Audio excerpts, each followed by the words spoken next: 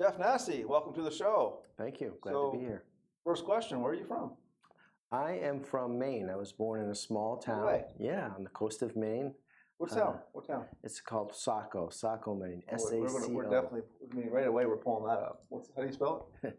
S-A-C-O. Maine. Yeah, it's about, I don't know, an hour and a half to, yeah, there it is. 2 hours north of Boston. We're south of Portland. Gotta pull up Maine. I'm from that area of the world too, so I'm interested in where that is. Saco. Let's zoom out on here. Here we go. A little bit deeper. There we go. Yeah. So, okay, let's keep going a little. Oh, you're way south. Okay, yeah. Way southern Maine. All right. I'm getting a feel for it. Because you might not know this, I'm from here. Come on, it'll show up. I'm from somewhere in here. In this area of Canada, yeah. I didn't know that. When you said Maine, I'm like, hey, where are you from in Maine? Because I've been to Bangor numerous times. Yeah, that's more, Bangor's real Maine, right? Northern Maine, right. That's somewhere up here, isn't it? Or is it, no, it's down here. Bangor, I think. It's a little more central, I think. Is it more central? Yeah. Let's zoom in and find out. See, folks, you come to the podcast, you get a geography lesson. There it is. See? There's Bangor, okay, yeah. So you were pretty far from there. Yeah, I'm quite a ways from Bangor. You're actually closer, as you said, to Boston. Yeah, so if you scroll out, you see, much closer. I'm closer to Boston than I am to Bangor, which is interesting. So you don't have the Maine accent, though? Yeah, it's funny. When I'm with my relatives, my mom and dad, my brothers, it comes out, and my kids tease me because they make fun of me because they'll say, "Oh yeah, wicked good." And, yeah, wicked good. So it comes out. But yeah, I am from Maine. Yeah, I grew up on the coast. That's great. Childhood. Yeah. Cold up there. Yeah, very cold. On one end of the town was kind of a resort. Beach type of place, and then on the other end is a traditional fishing village, So absolutely. It's really nice. What did they fish there? Like, was it lobster fishing mostly? That's the commercial stuff, but yeah, a lot of deep sea water. Oh, really? So what did you guys go for out there? I was not a fisherman, but that's was the big halibut's a big fish out of Maine. You grew up in Maine. Grew up in Maine. Went to school there. Graduated from high school. Both my parents were educators. Mm-hmm. My mom was the principal at my local high school. Mind your step. Yeah. And when I graduated, went right into the military, went right into the service. So right out of high school, went into the military? Right out of high school, yeah. So we'll get into that. Let's talk about high school just for a minute. When you were in high school, I'm just always interested in what kind of clubs were you involved in, or were you involved in clubs or sports teams or anything like that? Yeah, I was definitely a jock in high school. I played football, baseball, I ran track. Mm-hmm.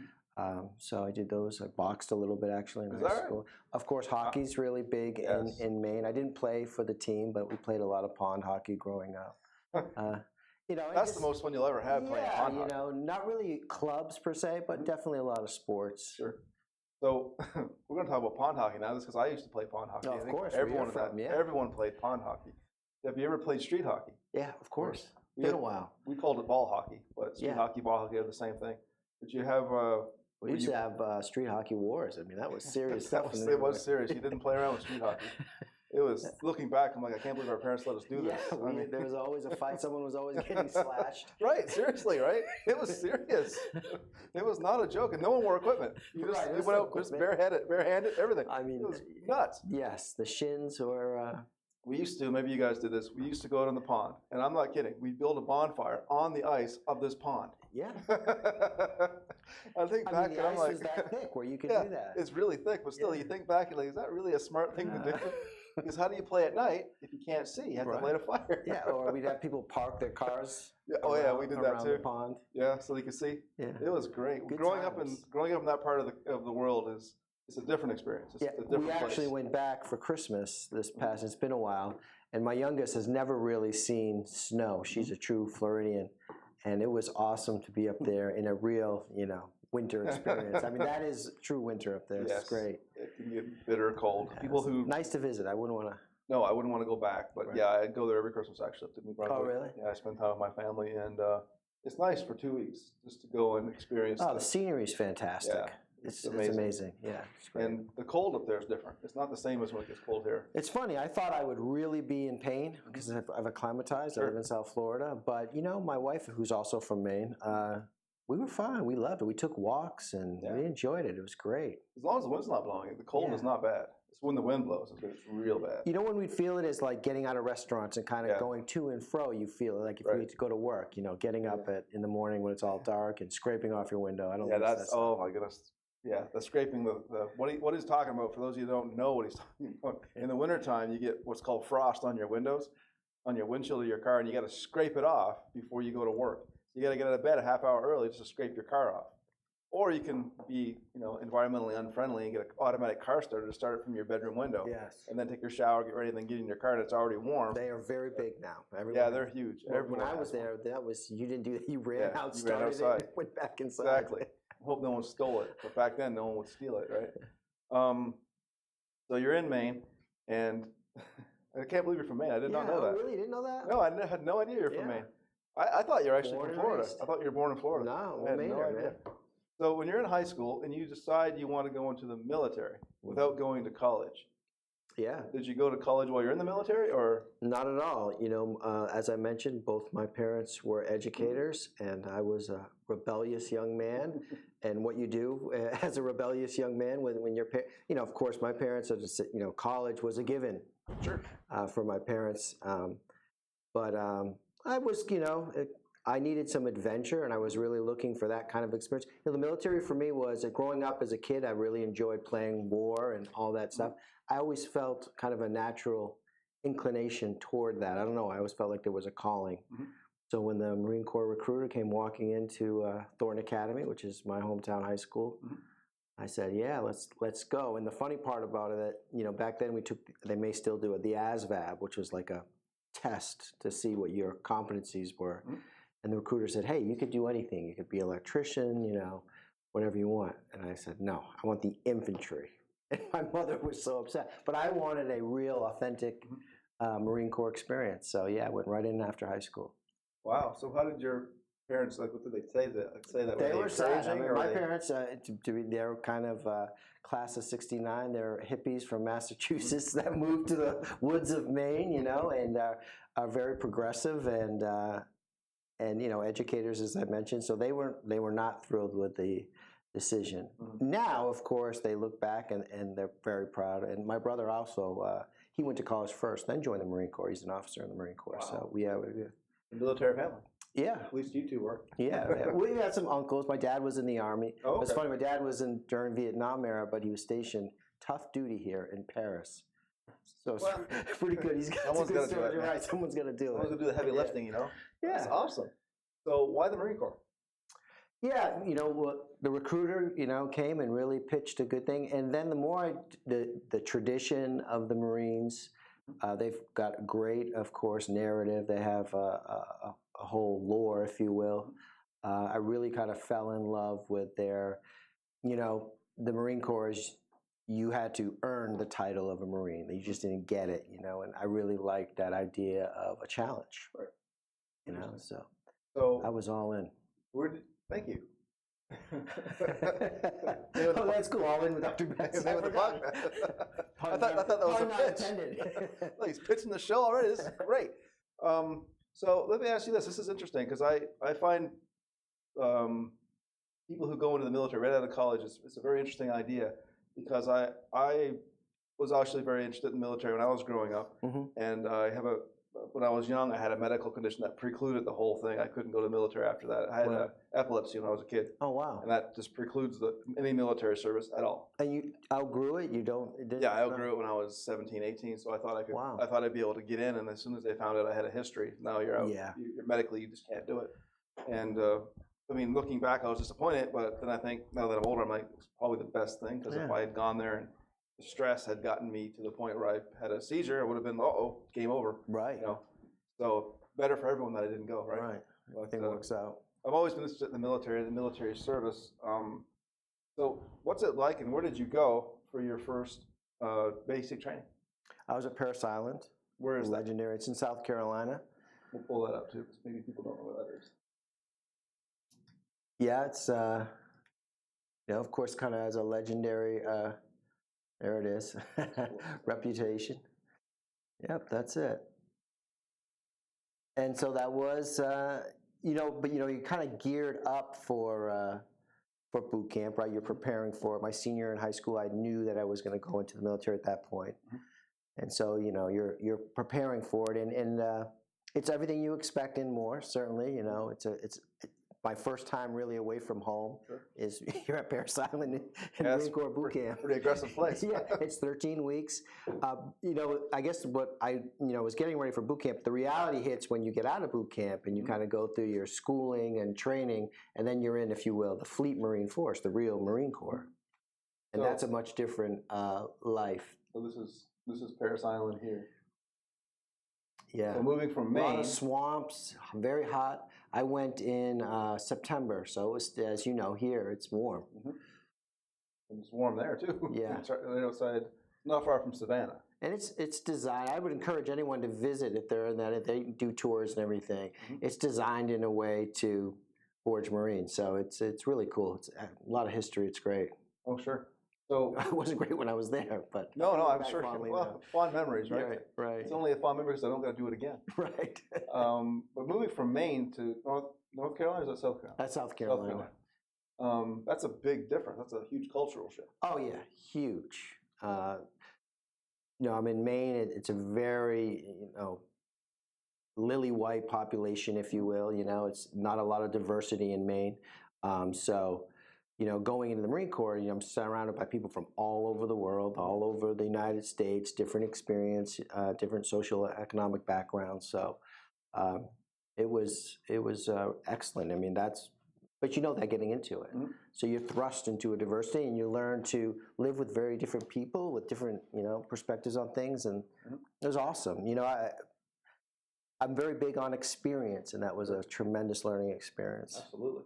So when you're in the Marine Corps, what would you say is the best thing that you ever did when you were in the Marine? The best thing I ever did? Well, I was, like I said, I was in the infantry, and we were deployed to Somalia. It was a peacekeeping mission.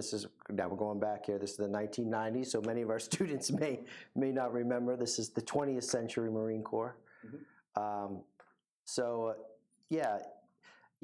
there, and at that point, it was the country. There was a lot of starving. It was torn up by war, and best is an interesting one. It was a very impactful experience. We were trying to help people there, and they tell you right away, don't feed them, just because the food that we have could really hurt them in a way, because if they're starving and you give them a pack of M&Ms or something, it can do some damage. But it's so compelling when you have little kids coming up to you that are starving, and families that. It was really weird, because you'd see that at one time it seemed to be it had infrastructure like a thriving city, kind of a cool, metropolis in some ways, but it was almost like apocalyptic by the time we got there, So that was very impactful in trying to help those folks, and I don't know about best, but the other thing is of course the friendships that you have with the guys that you were in the unit. I mean, one of the cool things about social media is I'm able to catch up with guys that I haven't seen in years and years and years.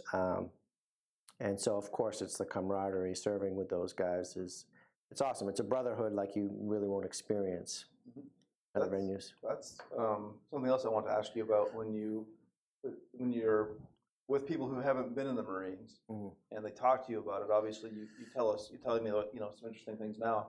But when you're with people who actually lived through it with you, or that lived through similar situations, do you find that when you meet a Marine that you've never met before, you instantly have a connection, or is it just like meeting a normal person? No, definitely connection. It's what unit were you with? There's essentially two boot camps in the Marine Corps, San Diego, and they call them the Hollywood Marines, and then you have Parris Island. So where did you go to? What unit with it? And of course, units have history. So I was in 1st Battalion, 2nd Marines, which has a big history in Tarawa, right? We're going back through World War II. So yeah, talking to Vietnam era Marines. My work here at the college, actually, Student Veterans of America, talking to guys in Afghanistan and Iraq, right, that I've gone up, but they were in units or, that I'm familiar with. So, no, automatically, definitely a connection. There's some things you can't really articulate well to others, as you got to go through the experience, And, there's definitely a connection. I'm sure that's across service branches. Oh, yeah, I believe it. So when you're, well, you bring up other service branches. When you're in the Marines, do you, like, obviously you're going to poke fun at the other branches. Sure. And I'm sure it's all in good fun. What's Absolutely. The Marines are part of the Navy, is that correct? Right. So they're a branch of the Navy. Yeah, the Department of Navy, if you will, the big is the overarching branch, yes. Right, okay. Now, it's its own branch, but it is under the Department of Navy in terms of funding, budget. Does the Marine Corps, The history of the Marine Corps is they were guys in the Navy, the colonial Navy, and it was established in 1775, but they would go off the ships onto other ships. They would do raids, and that's kind of how it became its own unit, yeah. Right, that's like the Marines are known for their beach landings, right? Right, that's amphibious warfare. That's kind of the thing that they're, because they used to, at one time, the Royal Marines in England, they were on ships, right? Yeah, when they got boarded, you could fight off the other. Usually had them in the snipers up top, right? Those are Marine snipers. Right. The Royal Marines have, yeah. Those are the English Marines. And yeah, we had to, in fact, I've been in port with the British Marines, the Royal Marines. Unbelievable. They're very hardcore too. Yeah, I bet they are. Those English lads are, they like their football and they like their beer. It seemed like they were all huge, I remember. Yeah, I met a few Royal Marines, they're big boys. Yeah, I don't know huge. if that's a requirement, because, we had a mix, all kinds of different sizes. Right. What were the requirements for a Marine? They were pretty general. They were pretty wide open. I mean, you had some physical fitness requirements going into boot camp, but yeah, all shapes and sizes. And I remember seeing guys, that I would consider out of shape going through. So how did they fare? People who were, quote unquote, maybe a little out of shape. Yeah, it was a challenge, but there were, if you had the persistence, there were guys that would start with a cohort, if you will, of Marines, and because they couldn't meet a certain fitness requirement, would get held back. And of course, in boot camp, that would be the worst thing ever, right? You want to do your 13 weeks and get out of there. Exactly. But there were guys that would be with one unit and kind of get recycled in 19, 21 weeks. You'd hear these stories. Wow. Well, they don't throw you out. They just recycle it. There are situations where they would throw you out if you're just really not making progress. But I guess it was a case-by-case basis. I don't know. Sure. What was the worst thing? Boot camp, like that was the one that got everybody. Well, the gas chamber was never a fun experience. That's where they put you in a chamber of CS gas. What's CS gas? It's tear gas, if you will. You go into a chamber like a room like this, a small room, and you have a gas mask. And it's just scary, right? It's filled with tear gas, and you have to take off your. And this is Persian Gulf 1 is the kind of the time era that I'm in, 1990. So everything was about gas. A nerve agent and stuff. So you took out you have to take off your gas and be exposed to it. It's funny, and of course you're coughing and you feel like you're dying. It's a terrible feeling. But by the time I got out 4 years later, we had been gassed with CS so much, we could like literally almost take it. They would be cracking gas, So you build up a tolerance to it. So that was a bad thing, seeing people, in really bad situations. Infantry's at that time, when I was, it was all guys. And an infantry unit you're preparing for war constantly. We were in Guantanamo Bay twice. There was a Haitian refugee crisis back in the 90s. And you just see like kids separated from parents, people in really desperate situations. And so I guess in those situations, you see the best of humanity and the worst of humanity at times. So, there was certainly some violent situations, and that's like the worst thing. Those are the bad things, obviously. Sure. So I have to ask you about being on a boat. Were you ever on a station on a boat? Oh yeah, or a ship?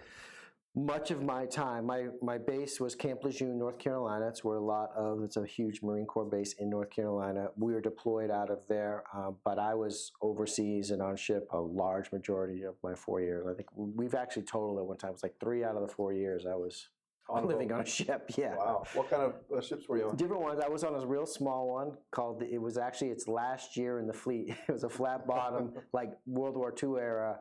It was a LSD. It was an amphibious, and they actually were selling it to the Spanish Navy after they were done with us.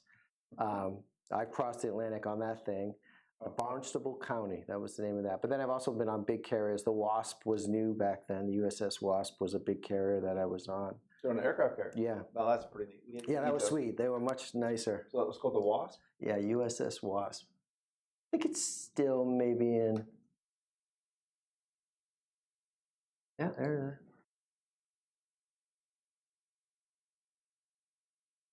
Wow. That's it. Yeah.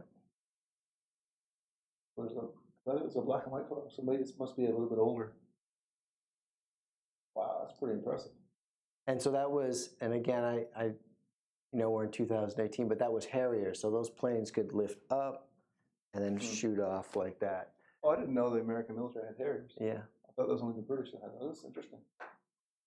So Dean Nasse was saying that a Harrier jet is the plane that can lift off vertically instead of having to run down the runway. I was on the Guam for a little bit, so I've been on a lot of ships. What's it like living on an aircraft there? What's it like? How would you describe it? It's it's crowded. Is what I would say. I guess it depends. Again, I'm an enlisted guy, and there's the plane kind of going up, elevating. Right? Yeah, it looks like it's kind of turned up. Oh, I see. Okay, so that's actually taking off. Yeah. Oh, there you go. Over here on this lap, it's kind of paused there, getting ready to take off. Pretty wild. That is wild. Yeah, it's crowded. On my particular, again, times there was, there's no wind, was all guys. On my particular ship, that's changed, of course, and it's boring. It's a lot of lifting weights, and you're crowded into a berthing area, they call it, with a bunch of guys. You go to sleep, you got feet in your face, and your feet are in someone else's face on the other end, and but again, it's bonding. It's a great experience, but I wanted to do it once. It's not something I wanted to do for a lifetime. Sure, but how long were you on the aircraft carrier? I'm just curious. We typically deploy around 4 months, 5 months, and of course we'd port. And so on and so forth. So we if we deployed in the Gulf or Somalia or wherever, they would port and you would go into. And we also took planes. I went to Japan, Korea, in planes. So those are called pumps. When you're on a ship, it's called floats. Oh, okay, that's interesting. So when you're just out of curiosity, an aircraft carrier is a huge ship, so obviously it can't.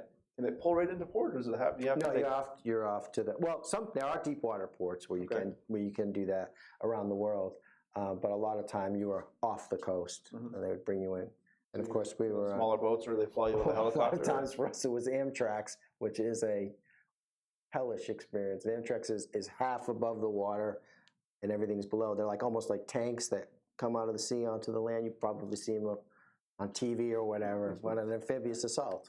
So filled with guys. You go to the port on one of those? No, that's how we land. Oh, yeah, if you're doing an assault, you land, then the door falls and you run out. Then you establish base camp and go from there, yeah. Wow, that's that must be hellish because the surf. Yeah, you're not pulling in like a cruise, right? No, no, I understand. I get that. No, I thought it's funny because I've never been on a cruise, and people will say, oh, you should go on a cruise, and I go, I've never been on a cruise, but I have lived on a ship for a while.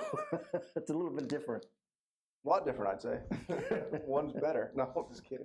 No, I guess I was wondering, when you going to not a hostile area, but like a friendly port. Greece or in Spain. We went to some parts of Europe. Yeah, you would take a ferry type situation. So what would they be? Are they like a flat bottom? Are they quite large? Or are they they're huge. Pack a bunch of guys in there, and then they fold it down. And I've often wondered this: when a Marine goes on shore from not their hometown, how do you arrange for transportation? How do you arrange for where you're staying? How do you arrange all that? Or you just kind of go and find it? Well, they give you a briefing, of course, and it depends on the area you're in. So some parts of the Middle East, for example, there's no alcohol in certain areas. Only like the Western hotels at that time would have a bar, for example, and you had to be aware of customs. Same thing in Japan, Korea. And they would tell you, these are areas you want to stay out of and you want to avoid these things. Now, you have to remember, at this time, I'm 19 years old. Sure.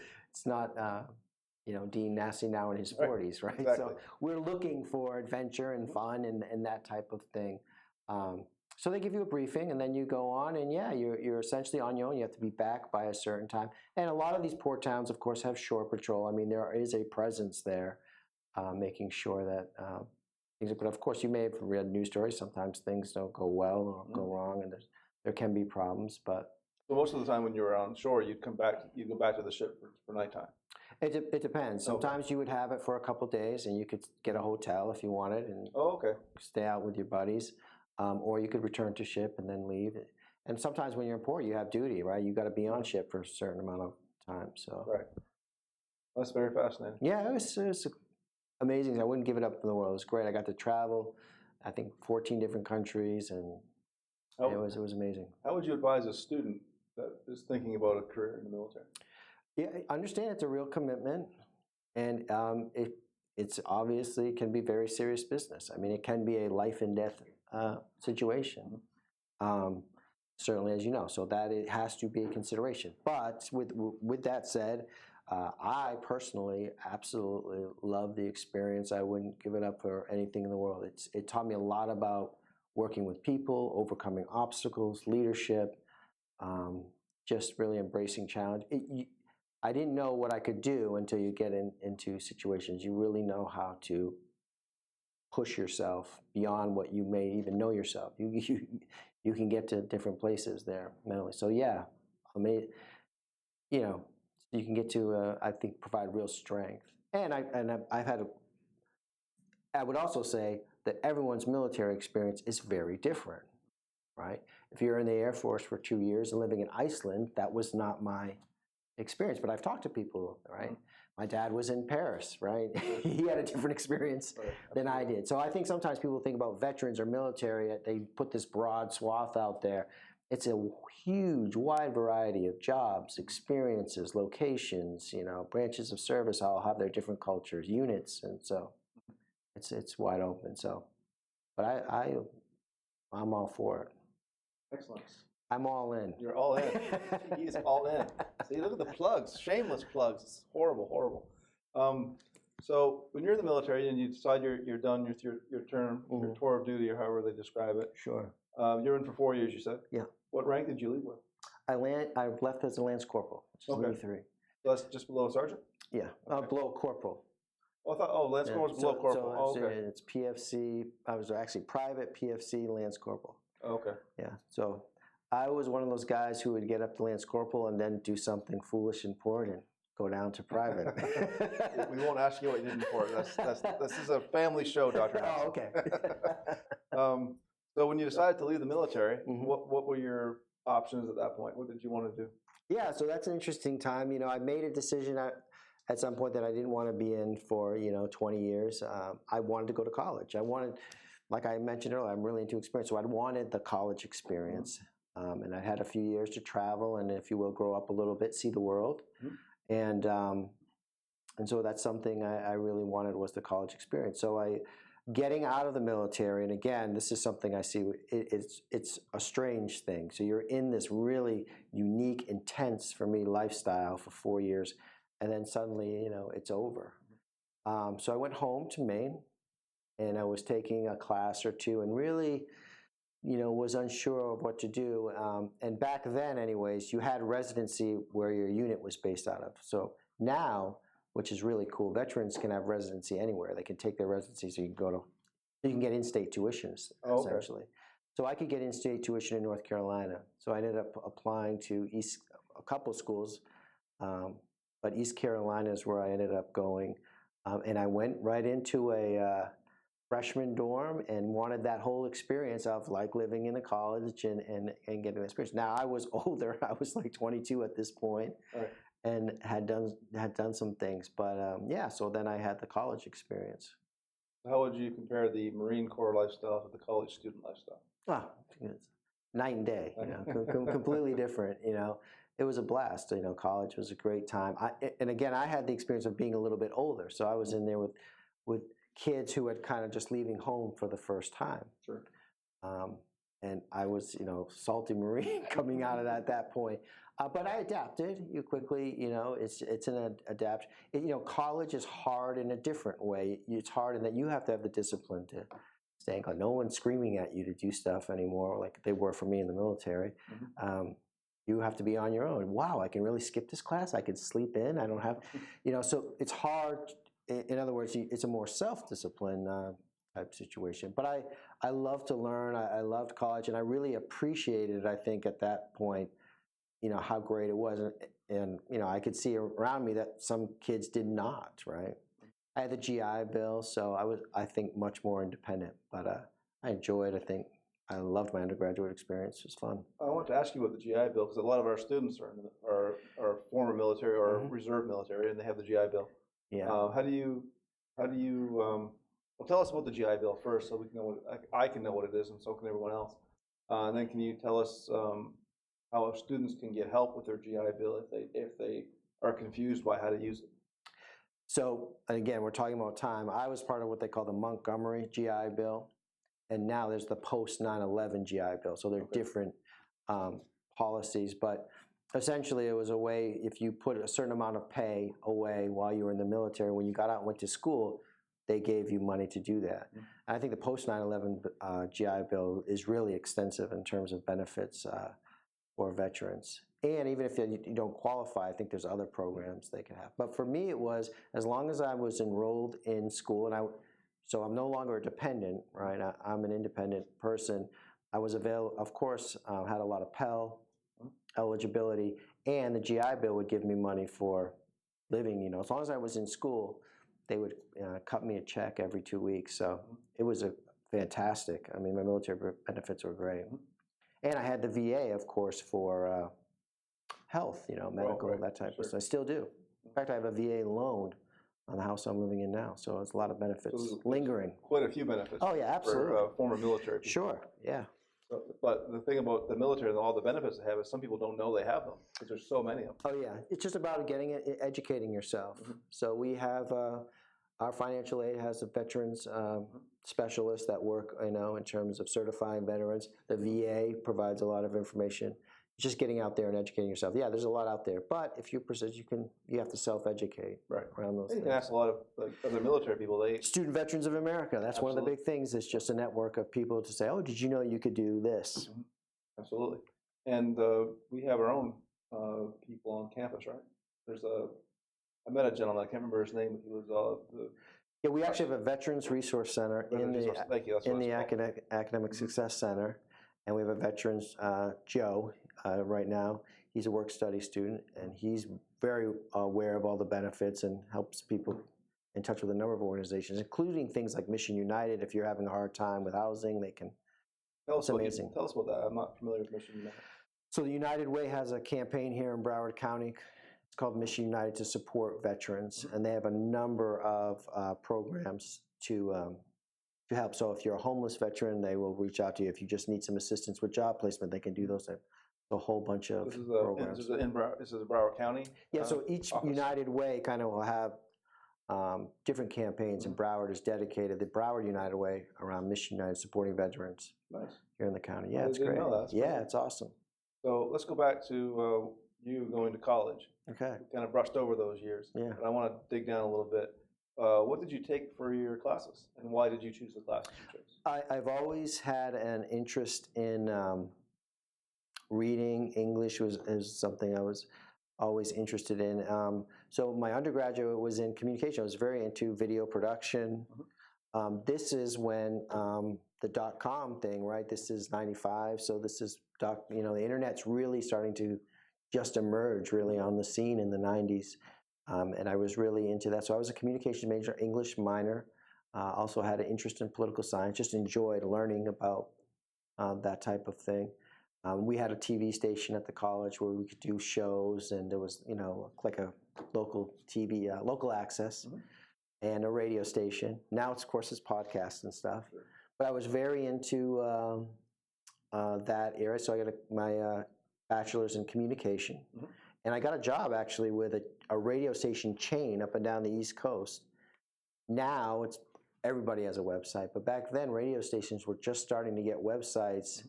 And so I was working with them and bringing, like, for example, a car dealer or have a contest on the WXPT, website, come to here. So they were just starting that stuff. So it was really cool. Beasley Interactive was the name of the company. And it was very corporate, but it was, and I enjoyed it, but there was something in me that wanted to do more, I really liked the idea of writing, reading, and I went back to get my master's degree in English. Wow, that's a tough master's degree. How many books did you read? A lot of books. I don't know how many. In 6 months, Just how many one. books do they make you read? I mean, I loved it. Undergraduate English is tough. To me, and I still, so I had some great benefits, but I still had some benefits left. And so to me, I was getting paid to read and write stuff that I loved, and it was great. So when you take a master's degree in English, I have never taken a literature. Well, I've taken undergraduate literature, but first year, just get away from it. I got away from it. Now, I like to read, don't get me wrong. I just don't like to write about it. Tell us, let's just go here. Who's your favorite author? It's funny, on Facebook, they're doing a top 10 books, and some of them, of course, friends here at the college. Of course, I started here in the English department. Right now, I'm really into Thomas Wolfe, who's an American author. Look Homeward Angel is definitely one of my favorite books. My master's thesis was on Jack Kerouac, looking at his writing. I'm very much an American lit guy. Here I thought you were going to say Stephen King, right? No. Stephen King, he's cool. He's a Maine guy. Yeah, I like some of his stuff, but yeah, it's funny. I like a lot of the Southern writers, even though I'm from Maine. I thought you were going to say Stephen King and Tom Clancy. Being a Marine. Right. So when you're taking a master's degree in English or any master's degree, what was your goal at the end of that? Did you already have a goal in mind, or did you just know you wanted to study English? Yeah, the latter, I think. I really wanted to study English. I mean, certainly higher education looked appealing, right? I could look at my professors and say, wow, these guys get paid to think, read, and write about stuff. Creative writing, I really enjoyed, and I thought, this is fantastic. This is something I'd like to do. And that was really, in my master's degree, my first foray into teaching. I was a teaching assistant. So they taught an equivalent to like an 1101 or an 1102. And you would essentially teach those courses, those intro courses to incoming freshmen. And really liked that, I started to enjoy that. So I started to just have an affinity towards, that side of the house, English. So we'll get to teaching in one moment. I want to ask you about writing. Did you, when you were writing, did you write anything for like papers, like journalism? Very active. We had a literary journal there at the college, and I published in that quite a bit, and did readings at the local bookstores and coffee shops. So I was very active in the writing community there. Yeah. So how would you advise a student who wants to go in and become a writer, say either a journalist or a novelist? Yeah, I would say if that is your sense, go all the way for it, but know that it's don't go. I guess you'll run into you have to make a decision, right? That you need a job to pay for things.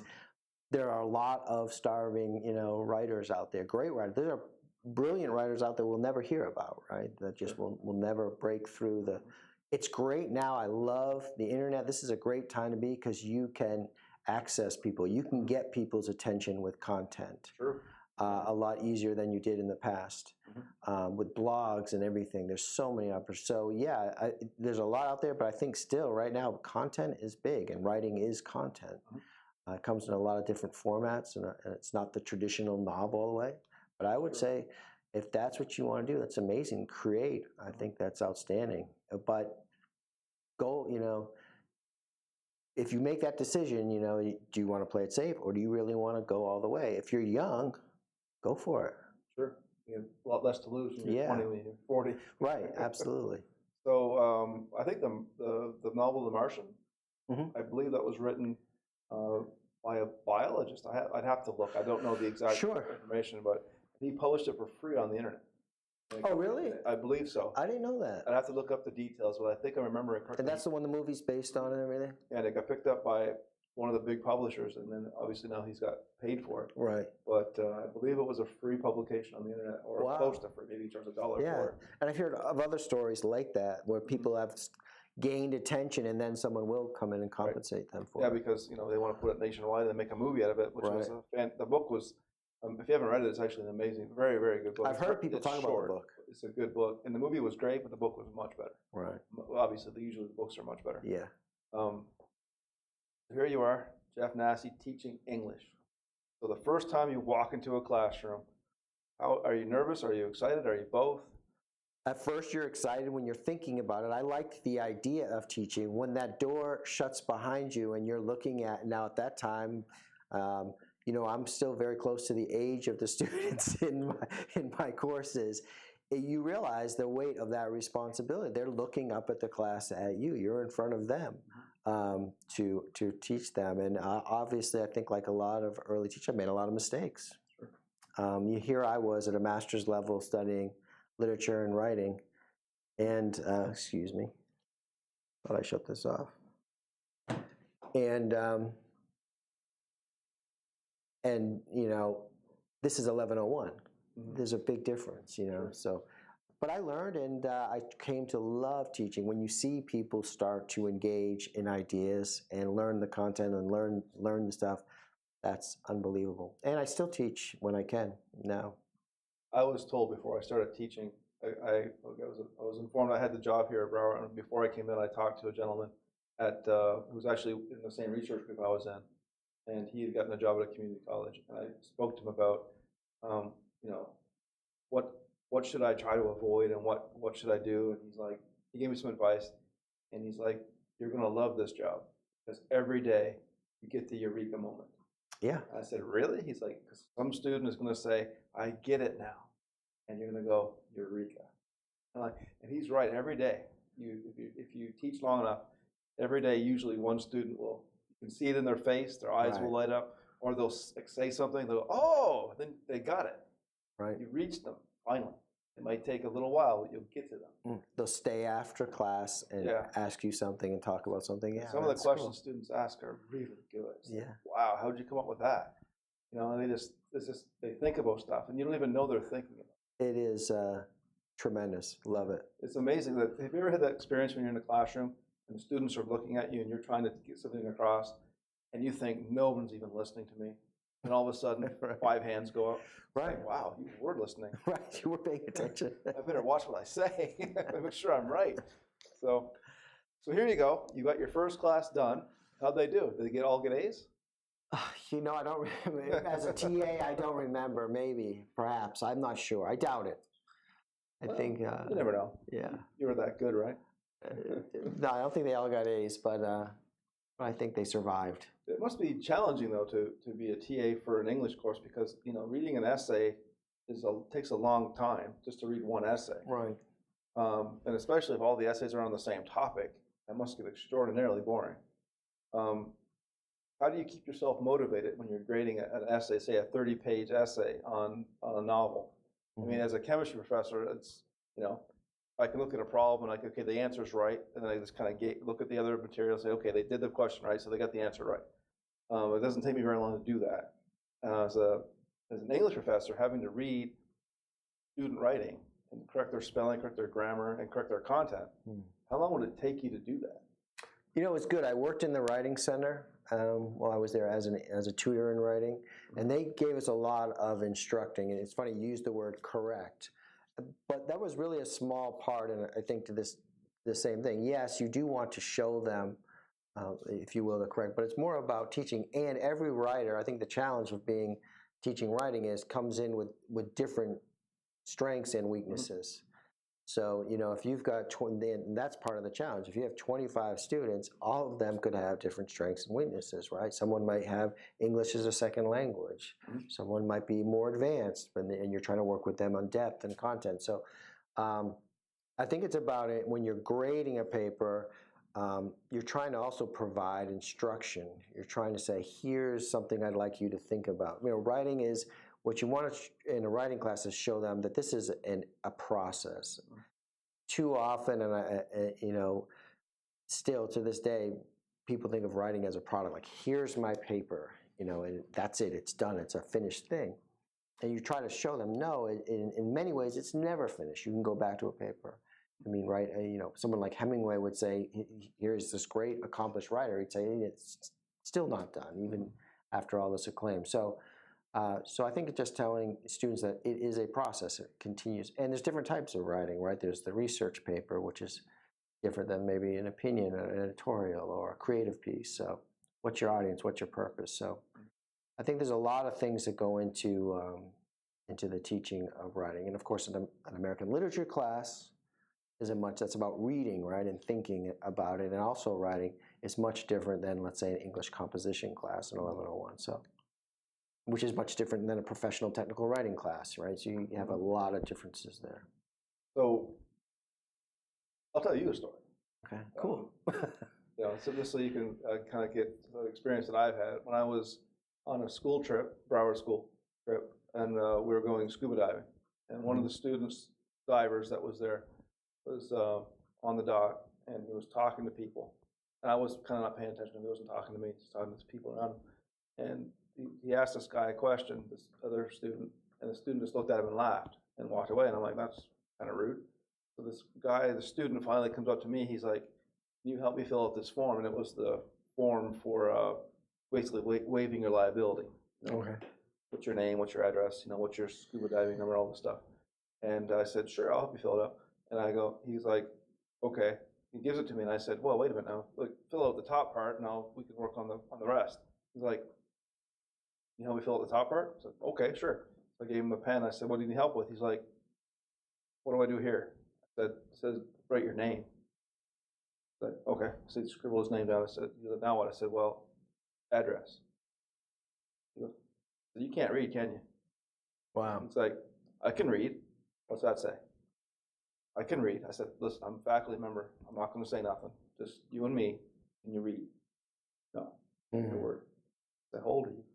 I'm 22. Wow. So how'd you get through high school? Like, I just did. Right. I'm like, you're at Broward now, you can't read anything your professors give to you. He's like, I can't read anything. Like, you should need to be able to read, and it's a skill you have to have. Yeah, of course. And he's like, yeah, I'm just going to be a police officer. I said, oh, yeah, you have to know how to read as a police officer. Yeah. Absolutely. Sure. They all know how to read. He's like, no, we just arrest people. And I'm like, let me paint a scenario for you. You're on the stand with a guy who's murdered someone or something. Say, you arrested a murderer. And their defense lawyer says, read this back to the court. And you can't read it to the court. How could you possibly read him his rights? Like, well, that'll never happen. I'm like, that very easily could happen. Yeah. So I gave him a bunch of basic variety of forms and paperwork. Right. But, this garden variety stuff, like filling out a speeding ticket.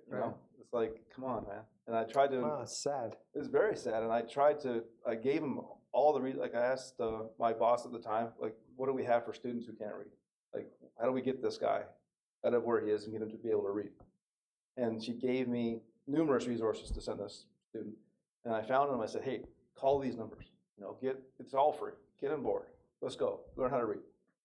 And I think he just didn't want to know. And that's one of the saddest experiences I've ever had as a professor at Broward. Yeah. And I'm telling you this story, not to make us both sad and to bring the show down, but how would you encourage a student who has challenges reading? Not even an English as a second language student. This was an American student. Sure. How would you encourage someone who's maybe having difficulty reading? Or what can a student do who's having difficulty reading or just flat out can't read? How would you encourage them and where would you send them? How can we help them? Well, yeah, I think there's a lot of resources to that end. Like you said, there are programs out there, that adult education programs, a variety that will instruct.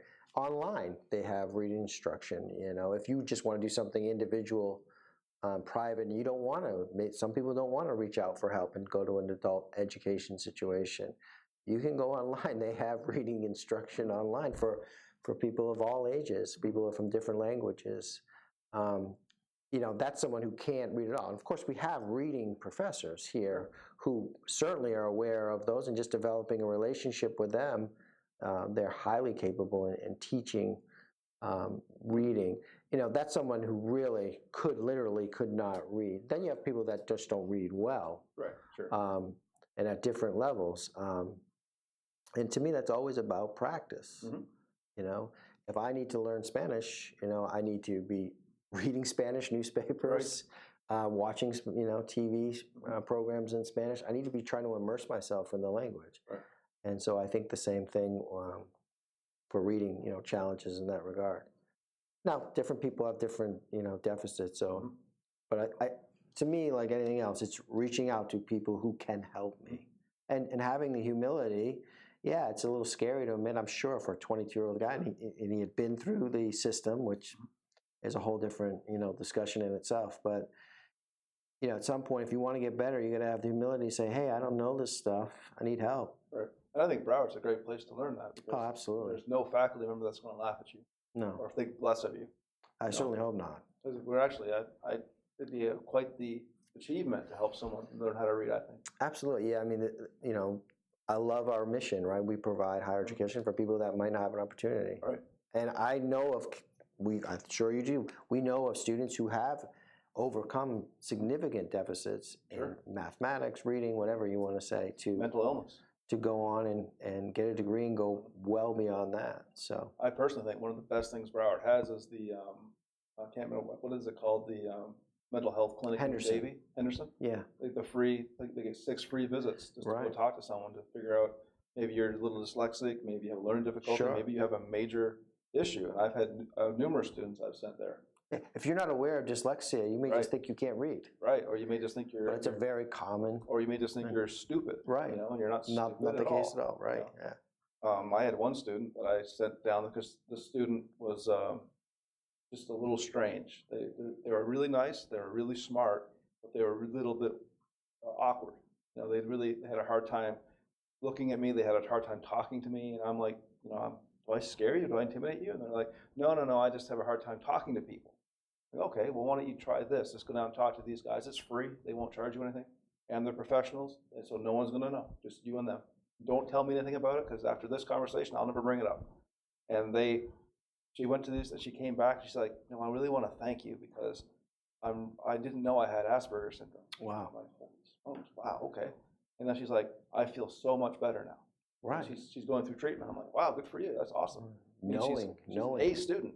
So now that she knows she has an issue, she'll work on it, and she'll become a doctor or lawyer or whatever she's going to be. Right. I don't remember what she was going to be. But I'm like, those moments as a professor when you really affected someone's life in a positive way. Yeah, the great thing about education is you're helping people. Right.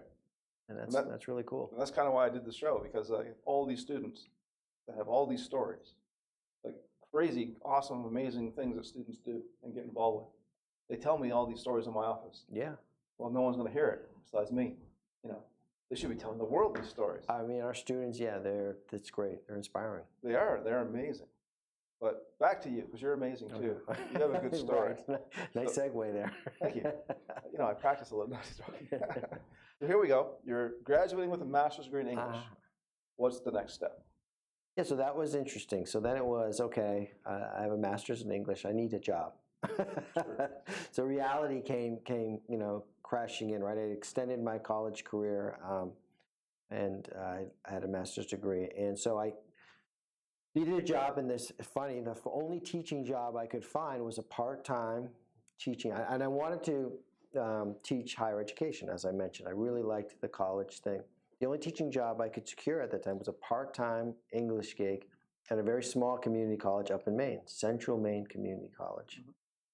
Tiny, I mean, smaller than, the education department at Broward College, tiny little college. But I'll tell you, it was in rural Maine. It was more closer to the Bangor area. It was rural, so they actually had dorms because kids would be coming far away, and they would go to beautiful, actually. It was in Auburn, Maine.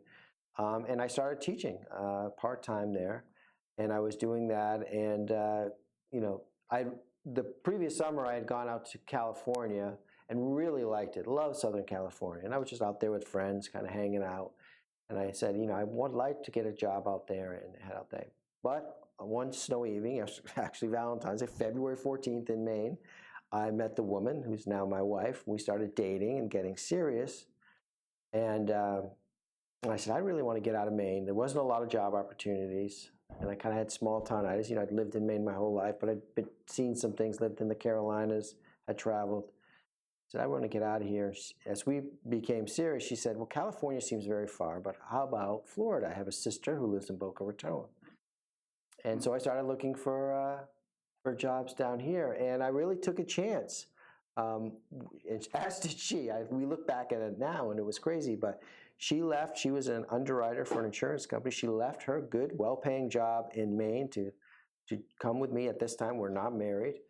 And all I had was a part-time teaching gig. Only thing I had guaranteed was a part-time teaching position at South Campus at that time. Wow. So, we were going to stay with her sister in Boca for a couple weeks. I ended up getting another teaching job at FAU just by persistence. I mean, waiting in that department office, begging for a teaching job in English, and started teaching part-time. And then, worked hard, and one thing led to another, got a full-time position, and that's how I did it. If you don't mind me asking, how old were you when you made the big move? Let's think. Closer to, so by the time, I don't know, late 20s, 28, 27, something like that. So it started to become a risk. Yeah, because I'm 22 to start college. I probably finished, 28, 29 with a master's. Yeah, 6 years, so that makes about sense. So yeah, getting into my 30s. So yeah, it was a big risk. Yeah, so once you get to be 30, it starts to get risky. Yeah. Things start to get real. When you're 22, whatever. You have plenty of time. Right, absolutely. And then we became engaged and children and the whole thing. Yeah, so it became. Yeah, like once there's children, it's real serious. Absolutely. Real. Wife makes it real serious too, but children make it double serious. Yeah. I don't have any of those. Of course, I think back, who's going to bury me when I die? The state. No, just So when you started teaching at Broward South and at FAU, what was the experience like there? Did you really think Broward was a great place and FAU was a great place compared to where you were, or did you think it's kind of the same? Well, like I said, I lived in the Carolinas, but kind of the rural part of the state. I was blown away by South Florida, right? A big metropolitan area. I'll never forget. So I had taught in Maine and at East Carolina. So I was on South Campus. I remember looking at my roster, and I couldn't pronounce half the names, So I had to get used to that whole cultural piece.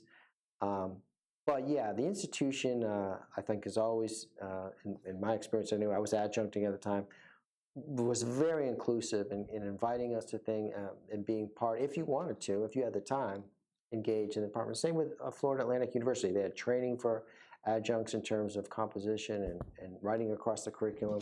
And so I just threw myself, the only thing I knew to do, really into it, and was hoping for a full-time job. As you know, very competitive, not easy to get a full-time college teaching job. But was also prepared, to teach in the high school, in the K-12 system, if necessary. But I knew that education is kind of where I wanted to be at that point, and worked hard and was able to earn a position here on North Campus, teaching English. So where did you live at that point? Yeah, so very quickly, my wife also secured employment. So not too long after we came down, we were able to, put a few pennies together, and we had rented an apartment. We live in Coconut Creek, actually, right up the road. Very nice. And then once I got a full-time position, and bought a home and so on and so forth. So, I'm just going to put you on the spot here. Who's better, South or North? Oh, North. No problem. No question. We like you guys on South, but North.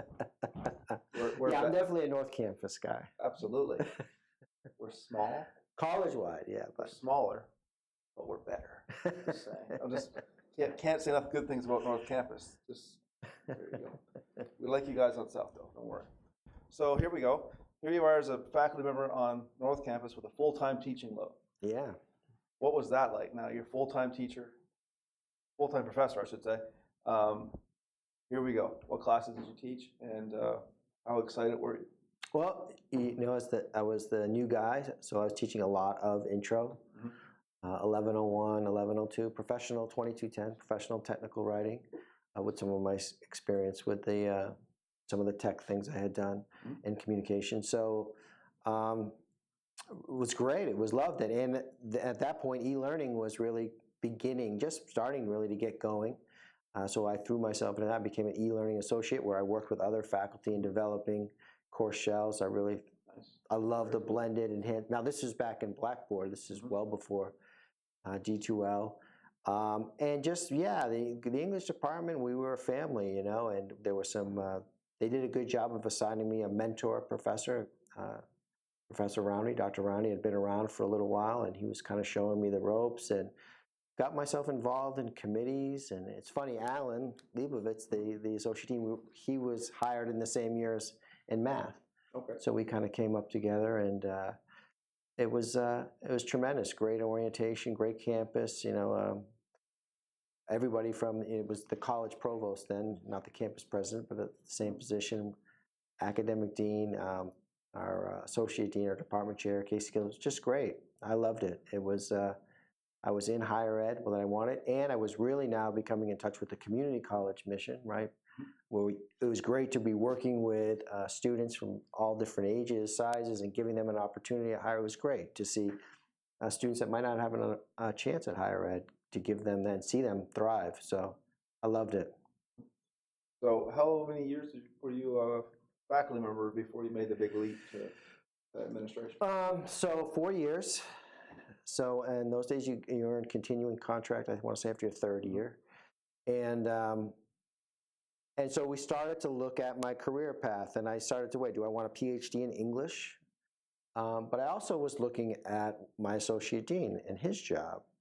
And I said, that looks pretty cool. You know, I could, and I really made a point to volunteer, like if you needed help with things, because I was interested in what he did. And I also knew if I was going to have a career in higher ed, I needed a PhD and really needed a doctoral degree. So as I thought about, well, what do I want to study very seriously at a PhD level? Is it English? Is it, you know, literature, creative writing, whatever that is? Or, you know, do I want to look at administration, which is essentially studying education? And FAU had a great education leadership program, and so I talked to some people, and I started studying education leadership and really working, really overtly volunteering to help my associate dean with anything I could, and just being there saying, I really want to learn this. And putting myself out there, you know, vocalizing that I would love an opportunity to do that. And then suddenly, as it happens in life, he retired, and again, fairly new, right? For only 4 years as faculty, they made a decision. Hey, you want to try this? You're the interim associate dean, and I'll tell you that. Talk about going into a classroom that's scary.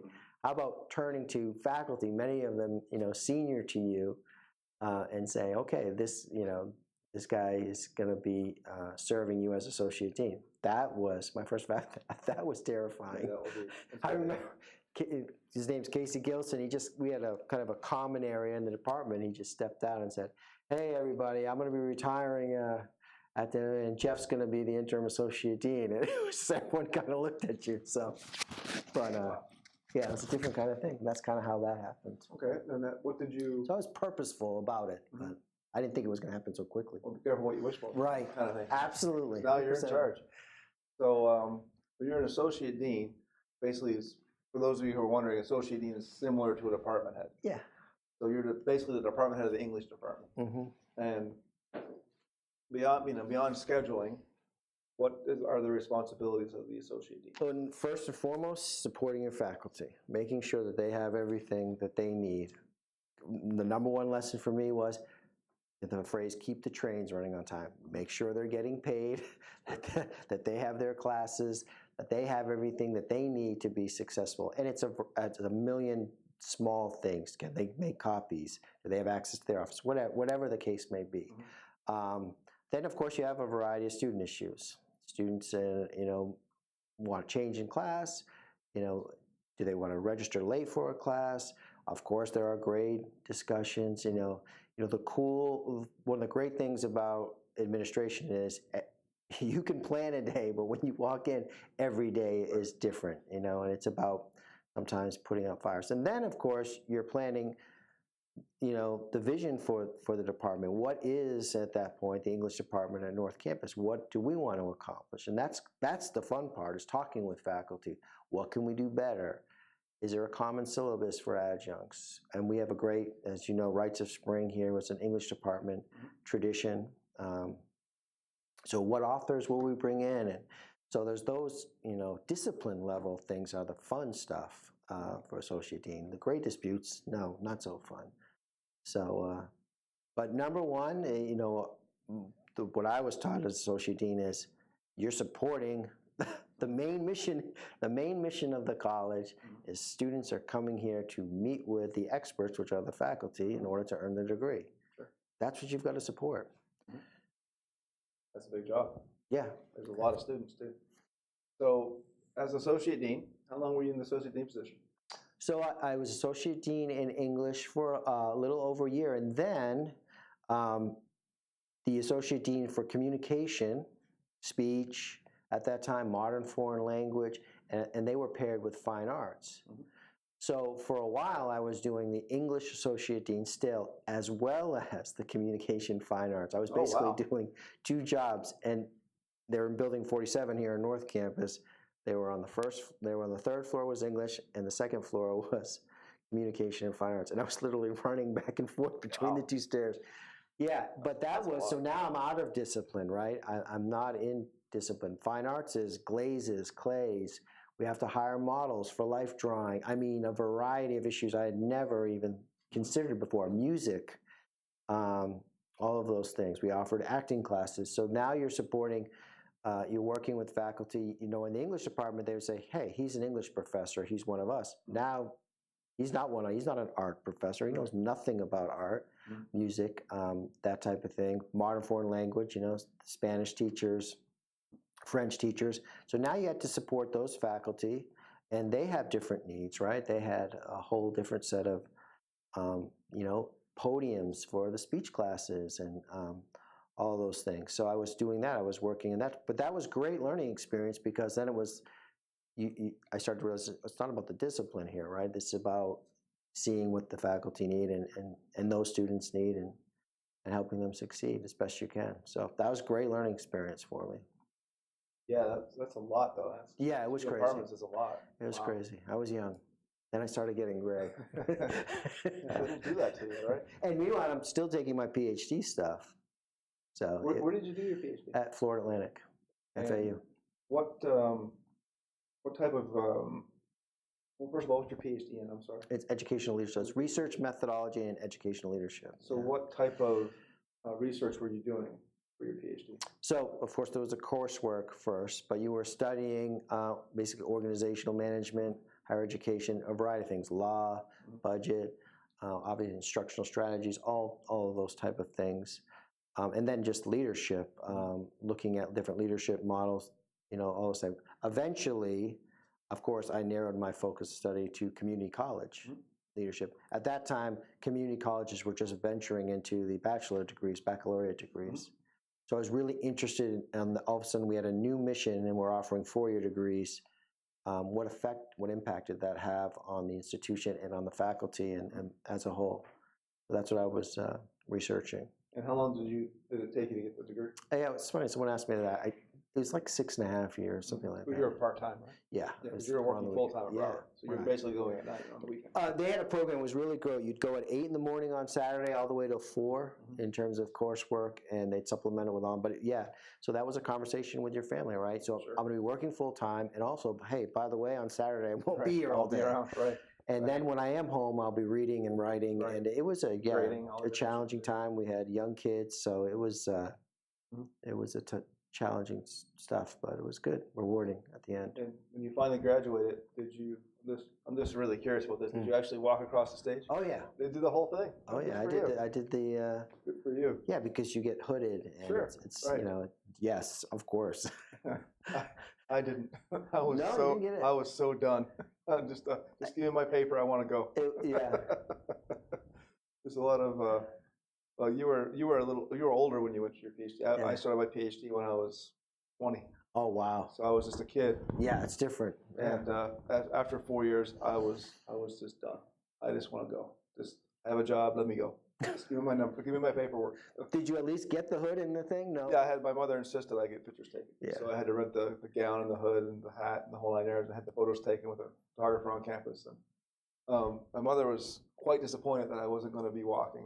I didn't do any of the PhD. At Wayne State, they had all the PhD graduates could meet with the president of the college and have dinner with them and all this stuff. And I'm like, I'm not interested in that. Sorry, I won't be there. But okay, you didn't have to go. It wasn't mandatory. But people are like, why aren't you doing any of these fun things? And it's like no one did. Like, but yours chemistry, correct? Yeah, no chemist ever did. Pretty much every chemist that I knew at Wayne State, when we were done, we were done. Yeah. And it wasn't that Wayne's a bad place or anything like that. It's just you're exhausted, you're frustrated, you're done. You know. But it's nice to be done. Yeah, absolutely. It's beautiful to be done. But then, like you said, then you walk out of that room, you're done. Now what? Right. Now reality hits you. You have to get a job. Right. Or else you're going to starve. Right. Well, yeah, there's that job thing. Yeah, the whole feeding yourself. And you had a family, so you had a different situation. I was by myself. So here we go. You finish your PhD, walked across the stage, you got hooded, got the PhD hat. The funny hat. Is it the funny hat? I got the funny hat. Not the mortarboard, but the other one? And I wear it every semester at our students' graduation, of course. You got to wear it. Yeah, man. It's awesome, right? Yeah, it's cool. Then what happened? When did you make the leap from associate dean to actual dean? So I was doing the communication fine arts and the English thing for a good 2 or 3 years anyways. And I don't remember the exact dates. And then the dean, now this is well before Pathways, so this is North Campus was kind of its own entity, as was South Central. The dean for the library and the Academic Success Center retired. And the campus president had enough confidence in me at that time to put me in as the, at that time, interim. I eventually earned the full-time position as the dean for the library, which again, now I'm learning a whole new area. Back then they were the LRCs. We changed them to the ASCs. So tutoring, academic support, of course, is a huge function in the college. And then at that point too, she felt she wanted to keep writing and English kind of with the library. She felt there was a natural pairing there. So I still had what they call writing programs. So it was the dean for libraries, academic resources, and writing programs was my title. So it was my first exposure at being a dean. And a dean is different. You're looking begin to look more externally, like how can you partner with, for example, the county libraries and those type of things. So that was my next question. How is what for people who don't know, including myself, what are the responsibilities, official responsibilities of a dean? Of course, there's a ton of unofficial ones, I'm sure. Right. You know, I would say the dean is about securing resources for your area for sure. You know. So that I always felt was, and so that is about, quite frankly, storytelling both inside and outside the institution. So I'm going to the internal decision makers and saying, we're doing great things for students, and you know it's a battle for resources to help those students in the library. When I was dean there, we were able to, now of course it's about building relationships with the campus president. Dr. Proctor came on board and we renovated. I don't know if you were here during the old LRC. It was like file cabinets. It was not what it is today. Right. It's a beautiful facility today. So we were able to, you know, so you're doing more larger projects like that, you know, renovations. You're working closely with the business dean. And also you're building great, you know, trying to build a great team. You know, you want fantastic people. And you're looking, what else, you know, what else can this area do? A big need for, and kind of goes back to my history, video and audio production, right? Everyone, we wanted videos and cool posters. So we had a creative media department that we developed over there. And so you remember Travis and Yeshua? Yeah.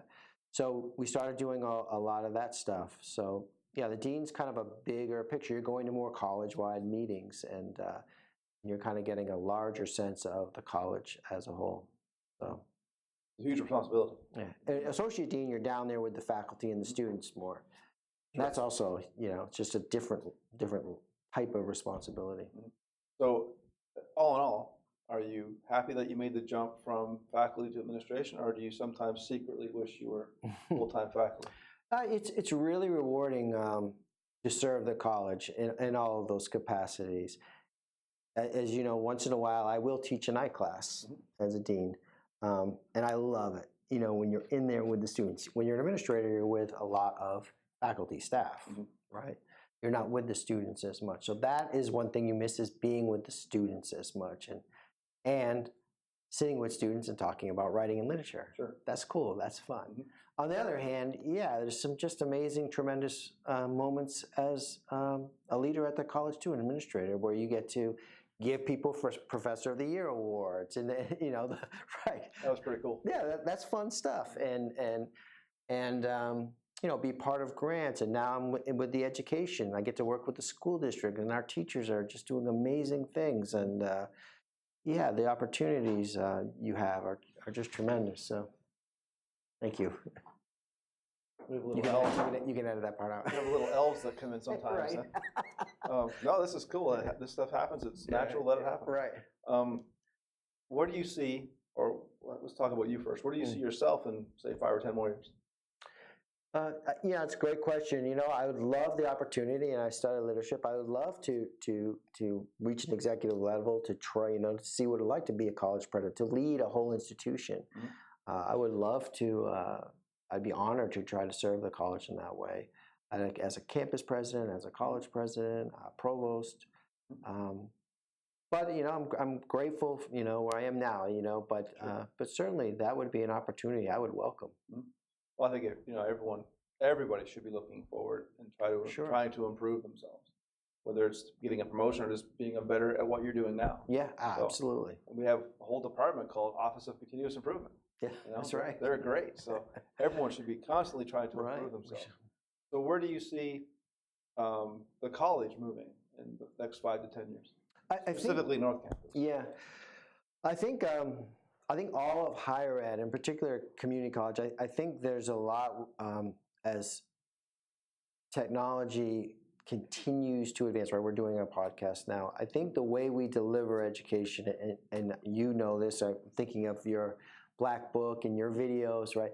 The way students access education, the way we do education is definitely changing. My youngest daughter is just finished 6th grade. She's already done 2 fully online classes. So I think the way school is packaged, and that through college, is going to really, really change. I think, it's funny, and I know, when I see professors say, I'm mad that my students are on that. Guess what? This isn't going away. And I think education, and the way we think about education is going, and I don't know exactly what that is, but I think that it's going to be a lot more individualized, customized, decentralized in some ways. I wonder about the nature of degree. Will we get into more badging and skill-based? Like we mentioned, more people have access to content than ever before. Mm-hmm. How much formalization? And where we're great is we don't saddle our students with tremendous amounts of debt. Right. We're very affordable. But these institutions, and I have great friends with kids who just with their undergrads are sustaining tremendous amounts of debt. And for what? When I think I can't preach how great Broward, the value is for Broward, potential for Broward College students to earn credentials like they can at such a low cost. And I think there'll be more of that. I think that's going to change. So I think Broward College is in a great position to be more agile and adaptable. I wonder about the 16-week class. Will that still be in place? Maybe in some form. I think there's going to be more and more video. I think a lot of it will be, I'm going to be listening to Dr. Betts' lecture on a podcast on my way home as our students work. Mm-hmm. So they're already doing that, actually. Right. Yeah, Khan Academy, more things like that. So I wonder what that looks like. It will be interesting for us as people in the profession 10 years from now to look back. I mean, even think about 10 years ago, education looks a little different. Well, just 10 years ago, we didn't have the internet we have now. It's amazing. You're right. Looking back, it's kind of, even 6 years ago, school's changed quite a bit, even in 6 years. And I think we need to continue to push ourselves to be ahead. I think we've got to be aware of that. And I understand you don't need to reinvent the wheel all the time, right? You do need the wheel to build the Tesla, right? Sure, it still needs a wheel. Right, absolutely. No, you're absolutely right. But I think we have to really, as educators, be conscious of the way we're delivering education. So I think there's some really cool stuff in front of us. I'm really optimistic. I think it's a great time to be alive and working in education. It's exciting. There's a lot of change. There's a lot of change, and I think you're right about being in a community college like Broward. We're large. We have resources, and we have faculty that are really, really good, excited to do new and interesting things. Yeah. And we're not afraid of it. I mean, I'm in my 40s, but I'm not scared of technology. It doesn't scare me. Right. I'm kind of just a jump in there and get it done kind of person. Just to see what happens, Maybe it'll flub, maybe it'll be great. Let's find out. Right. There's no way to know until you do it, And I try to instill in my students, don't be afraid to fail. Absolutely. Go up there and fail. And the next time you try, you'll probably hit a grand slam.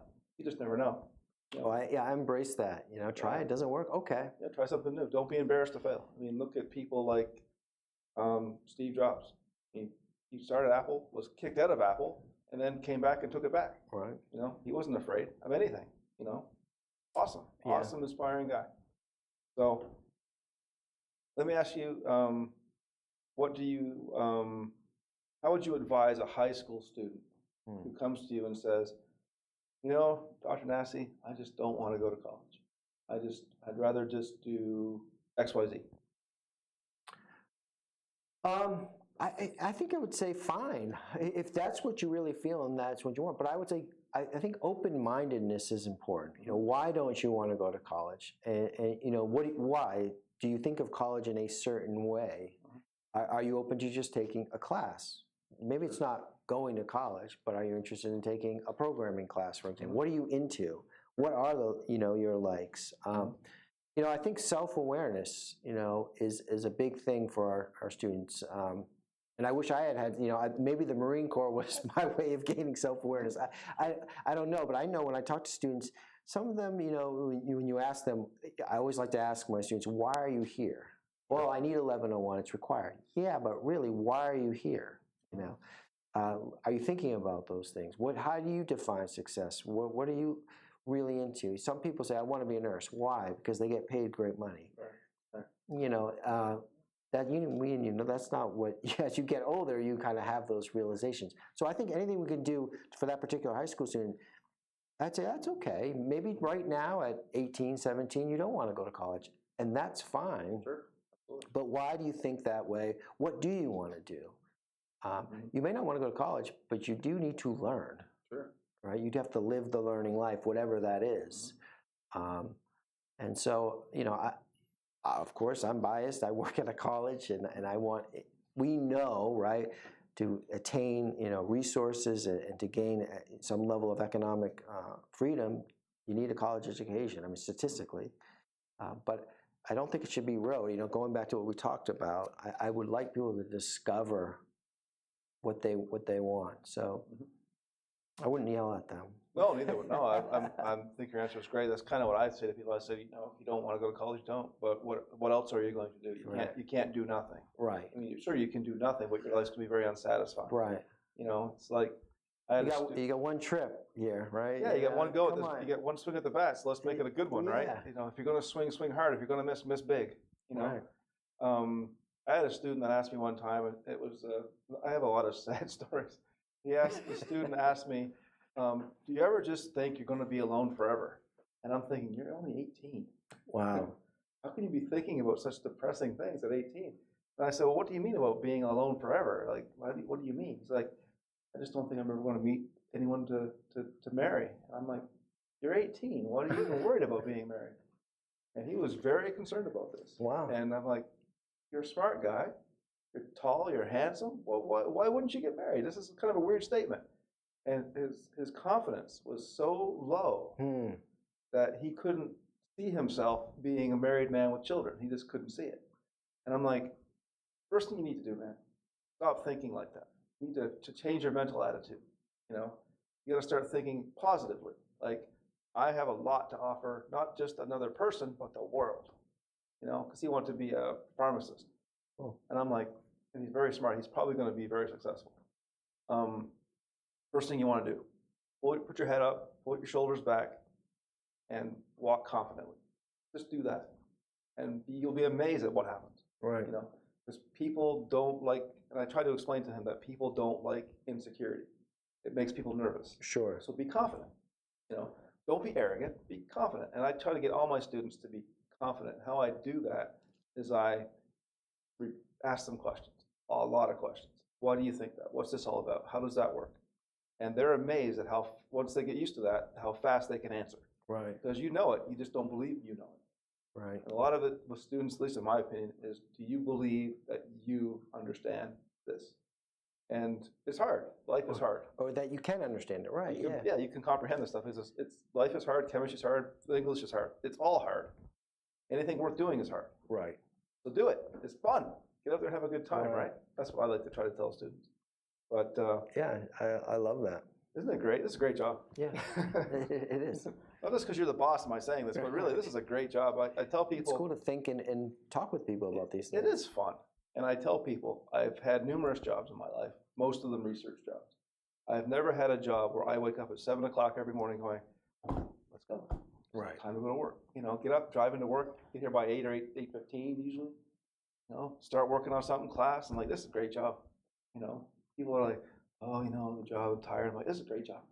Right. Yeah, I'm tired too. This is a great job. You know, and it's like, yeah, you can work 9 months of the year, but they offer you jobs in the summer. Hey, I'll take the job in the summer. Right. Why wouldn't you take a job in the summer? What are you, lazy? Come on, let's go. It's a great job. And I don't want to take any more time because I know you're a busy guy, but I want to give you the last word. Whatever you want to say, go ahead. The floor is yours. Oh, last word. I would just say at the end, you know, thank you, first of all. This is a great opportunity to just sit down and chat.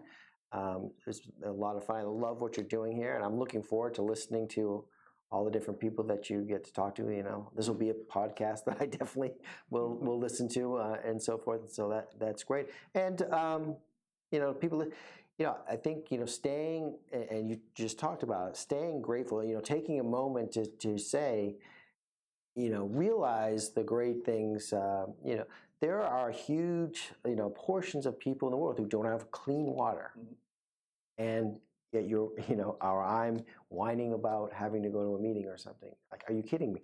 Take a moment to be just grateful. I'm grateful for the college. I'm really excited about our new president coming in. I think it's going to be some great opportunities for President Hale to come in, and I know him to some degree anyways, and I'm excited about that. So to me, the future is bright. I'm optimistic, and thank you for the opportunity. And for people listening, yeah, stay grateful. You know, this is a great time to be alive. So that's my final word. And thanks again. Thank you very much.